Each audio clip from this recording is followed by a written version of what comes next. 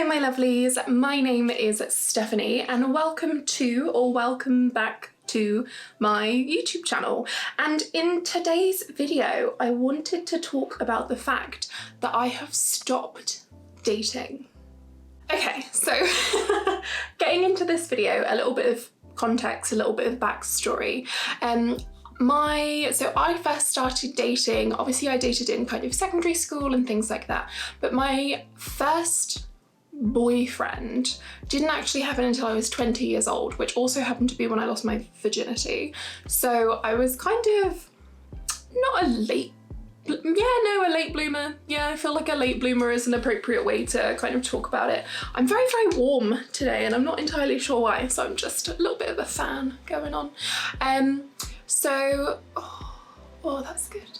That's lovely. So I started dating in secondary school, but I didn't actually have a relationship until I was in my early 20s, which is also when I happened to become physically active with people.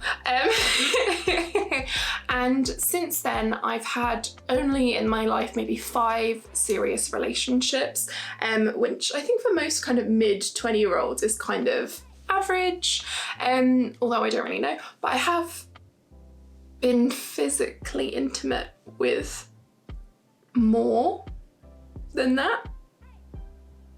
Yeah. So yeah, that's a very brief history of my dating experience, and I've had a couple of longer term relationships, a couple of shorter term relationships, some very serious kind of infatuations, which I would say were never really relationships, but there was a lot of like, I'm 22, love me. My last relationship ended in October 2020, and it actually started to wind down in September 2020. And then I instigated the end of our relationship. I have only ever instigated the end of relationships. I've never been broken up with, well, not from a serious relationship. I think I was broken up with when I was younger. Yeah, I think I was broken up with a lot when I was younger, and therefore as an adult I became much more like, I'm the only person who can end this relationship. And so in my adult life I've had about 5 serious relationships, and my last one started to wind down in September of 2020 with me breaking things off in October 2020. And I wanted to talk about the fact that I haven't dated since, and I've kind of stopped actively looking, and there are a couple of reasons why I've stopped actively looking. One of them is people suck. Post-COVID dating is like it's like a whole thing. It is not a fun thing. This is my Trixie Mattel Junior Birch Trans Pride mirror, just by the way. Yeah, so part of the reason is that people are terrible and I hate them. Another part of the reason is I have unnecessarily high expectations of my partners. And I don't mean that from like a point of view where I genuinely think they're unattainable. It's just from my experience having dated people, I've never found someone who matches up to that standard, and it always seems to fall short on communication or ambition or whatever it might be. And so I often find myself kind of disappointed and kind of chasing people to be things that they're not or to achieve things that they don't. And that has often kind of left me feeling really disappointed in my partners. Another reason that I haven't dated very much is because my very first relationship I had was very traumatic and physically and sexually abusive. And I struggled for a really long time to kind of come back from that.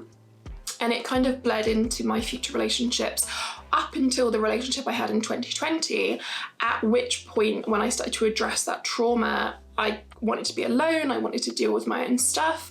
And I still feel like I'm kind of in that process and like I don't have space for another person because of that kind of reason. And then I guess finally, the reason that I've stopped dating, it's gonna sound really conceited, but I'm young, beautiful, talented, educated, and I don't have a biological clock. I don't have to meet someone before I'm 35 to give me the best chance of getting pregnant. I never froze sperm before I transitioned. I don't need to have I have the luxury of being an attractive young woman without the pressure of a biological clock, without that kind of pressure. And if I choose to have a family, I can choose to do it alone. I can choose to do it with another person. I can choose not to do it. But that's one of the more kind of like prevalent reasons, is because I know what I bring to the table, not just in terms of, you know, that kind of really vain look, kind of whatever, but in terms of my personality and my drive and my achievements and my kind of path. And I find that other people my age often aren't as committed to that. And then I find that other people who are older than that tend to kind of patronize me. So it's a bit of a strange combination, I would say. So yeah, I mean, since then I've been on dates, I've kind of formed romantic attachments with people, but I haven't dated anyone since then. And I'm just not in a space to do it, primarily because I'm 6'3" and I hate dating people shorter than me. And I know what you're thinking, Steph, you should be open to dating people who are shorter than you.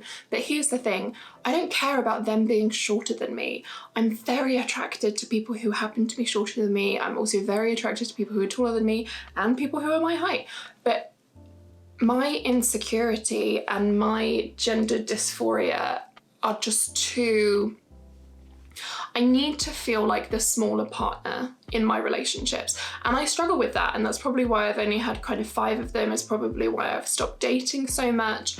I could probably find everything on my checklist if they happen to be under 6 foot tall, but I dislike how I feel in romantic entanglements that happen to be with someone who is shorter than me. And so it just isn't a viable option for me at the moment. I hope in the future it becomes a viable option for me.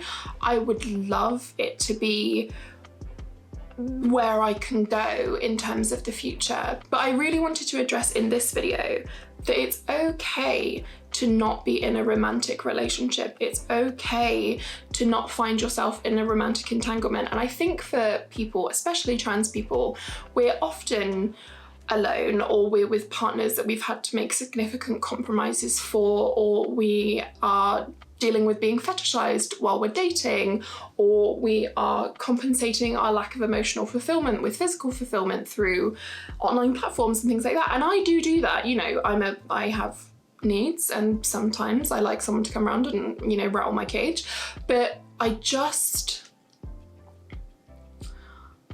feel so guarded towards a romantic relationship now because so many people are wrong for me. And it's something that I've learned as an adult, that there are so many facets of my personality that a lot of people aren't willing to take all of those facets on. And I'm 100% aware that a lot of that lies with me and work that I need to do on myself. But it's quite interesting because so many of my comments on my channel were, are you single? I'm attracted to you. Or my DMs on Instagram especially are always, you know, I'd love to take you on a date and things like that. I'm not interested. I don't care. Unless you happen to be 6'3" plus and committed to a job, can prioritize time with me and are proactive, and like, there are so many things on that list that need to be met in order for me to want to date someone. So I'm just not there. I just don't want that. And I think what really bothers me is the fact that people see people who are alone as less than, like you're just waiting for the next thing, like you haven't found the right person yet, like being with someone is the only thing that can give your life value. And I think that that is absolute crap. I might be single for the rest of my life. I might never get married. I might never have children. I might never have a significant other again. And that's fine, because through working on myself since 2020, almost 4 years since the end of my last relationship, I have found that I'm so much more comfortable with my own company than I have ever been before. And I also think there's some level of dating that is just naturally challenging for trans people. It's naturally challenging for trans people regardless, but something I have found since completing my medical transition are the people who used to be interested in me and no longer interested in me. And it's usually for one of two reasons. Usually for one of three reasons, sorry. It's either my height, my weight, since I've gained weight, or it's the fact that I've had surgery, because so many people who meet people who are trans specifically for dating are often trans fetishists or chasers, but they kind of masquerade themselves with nice personalities. And so the boys that I had met and some of the additional people that I had met on kind of trans specific dating sites were always there for the wrong, not the wrong reasons, but they were people who are now no longer viable to me because I no longer have the equipment that they were attracted to. So I think that it's kind of a mixture of all of those things. And I wanted to make this video just to say to everybody, I'm not interested in dating. I appreciate all the comments and all the love. I love it so much. And I still go out on dates and I still fuck people because it's fun. But I think what I really wanted to communicate is that I'm still valid as a person without a partner, and who I am really is a celebration of my identity and my achievements and what I'm doing, and I don't need another person in my life at the moment. I don't have the capacity in my life for another person. I just don't want that. I'm in this phase of my life where I just don't want to allocate my time to other people who aren't deserving of it.